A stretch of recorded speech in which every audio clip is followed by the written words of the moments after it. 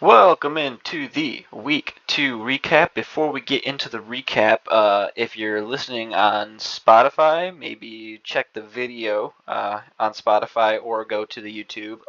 We're going to go over the PDF recap that will be sent every single week in the chat. So the new guys can get a hang of it, and also anyone else can just get a refresher on what all this stuff means. So starting at the top, you can navigate to any section you want by here, but we're just going to scroll through it for today. So league standings are the exact same thing that you would see in the ESPN app, so that's pretty self-explanatory. Projections and simulations. This runs a simulation of the rest of the season 10,000 times and gives you the projected rank, the projected wins, losses, and the percent chance to make the playoffs. In which the percent chance to make the playoffs is the semifinals, the top four. And then into season stats, more points for, points against, the difference between the two.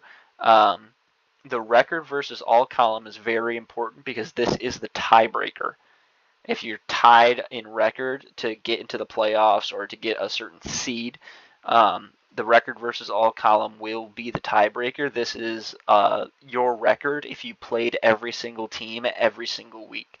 So if you played 9 games per week, how many of those would you have won and how many would you have lost? Your expected win percentage is just that divided by the total amount of games. And then your luck rating would be how many wins that you actually have minus your expected win percentage. So if like Reed here has 2 wins, so his actual win percentage is 1, and his expected win percentage is 0.78, so his luck is then 0.22 because he would have lost 4 games if he played 18. But he only played 2 and he won all of them.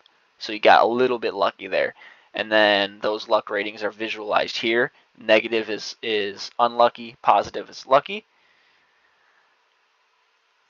And then we have the season total scores by position. So this is pretty self-explanatory. It's your total amount of points for the entire season, broken down into each position group.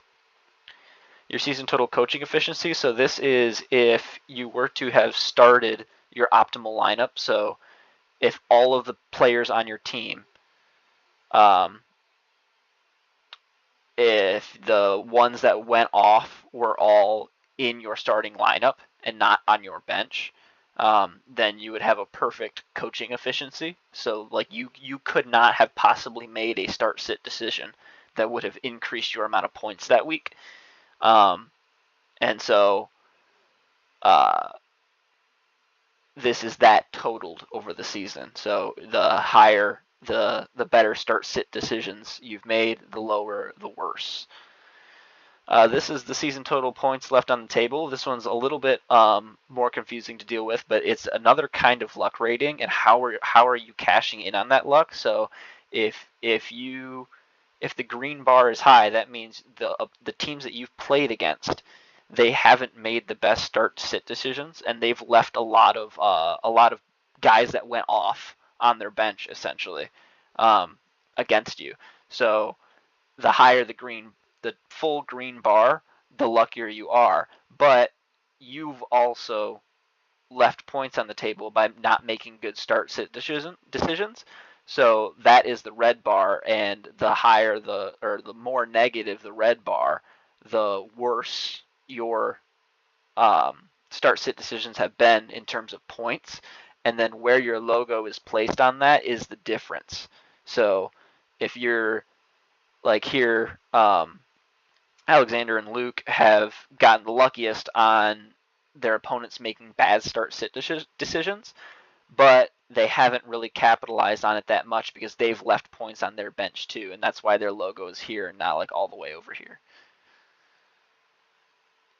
This is the record, your record versus another team's schedule. So the orange one is your record. So for example, for Reed, his record is 2-0, but had he been playing against the teams that that Chris had played against, he would have lost a game. So he would be 1-1. From here on below is all of just the week 2 stuff. So this will change each week. It'll be just the week of. This is the points scored graph with the connectors being who you played against. And as you can see here, this shows that that these two teams here scored more points than Trevor did, but Trevor still won because he was playing against the team that scored the least amount of points. And then these are the scoring differences. So this is your optimal lineup. The orange is your optimal lineup and how many points they would have scored if you would have started the perfect lineup out of the players that are on your team. The gray is the projected amount of points that you were projected to score at the start of the week. And the green or blue is the actual amount of points that you ended up scoring.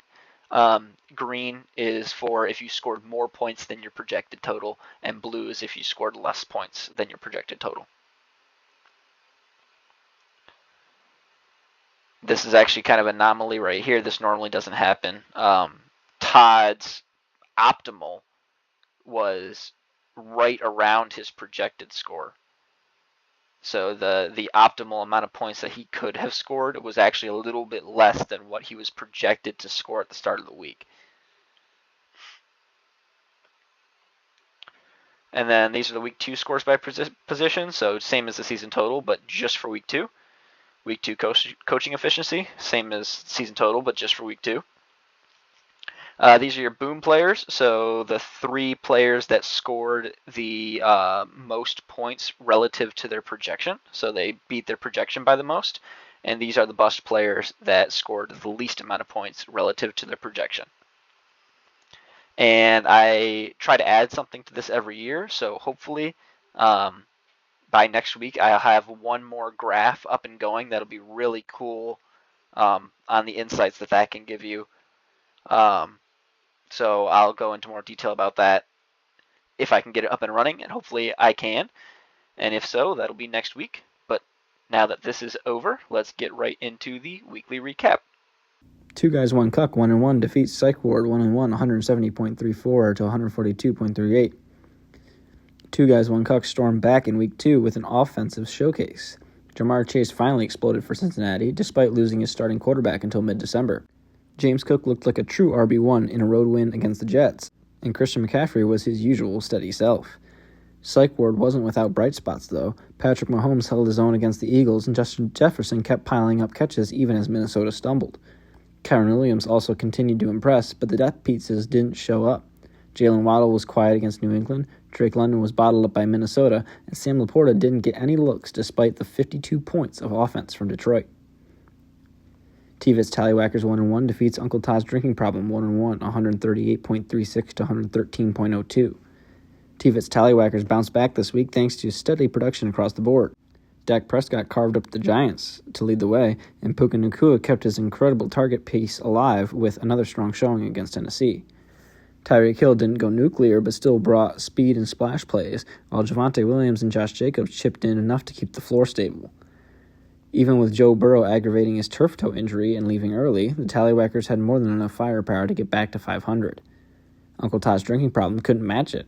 Devon Achane was the clear bright spot, ripping through New England's defense for another eye-popping performance, and Baker Mayfield played sharp in Houston, but Jalen Hurts was held back in Kansas City, Travion Henderson and Courtland Sutton never got going, and Calvin Ridley's quiet night dragged the lineup down. With Hollywood Brown and the Packers defense also failing to make any of an impact, the gap was too wide. TVIT's Tallywhackers moved to 1-1 with momentum, while Uncle Todd's Drinking Problem falls to 1-1 after a frustrating week where only a couple players played football. Chad's Personal Shopback 2-0 defeats Southern TDs 0-2, 156.71 to 125.04. Chad's Personal Shopback kept their perfect start alive with a well-rounded offensive outburst. Bo Nix looked poised in Indy, and Jordan Love kept his hot streak going with a great performance at Lambeau on Thursday night. Amon St. Brown was the headliner in Detroit, where the Sun God torched Chicago for 37.5 fantasy points, while Saquon Barkley and Travis Etienne gave solid contributions out of the backfield. Even with Breece Hall stalling against Buffalo, the rest of the lineup picked up the slack to push Chad's Personal Shopback past 150. Show Them TDs had some fireworks of their own, but it wasn't enough to match. Lamar Jackson lit up Cleveland for his best fantasy outing yet, but that alone couldn't help the rest of the lineup, keeping them unable to grab their first win of the season. Wiener, 1-1, defeats Grit It and Quit It 0-2, 162.35 to 141.0.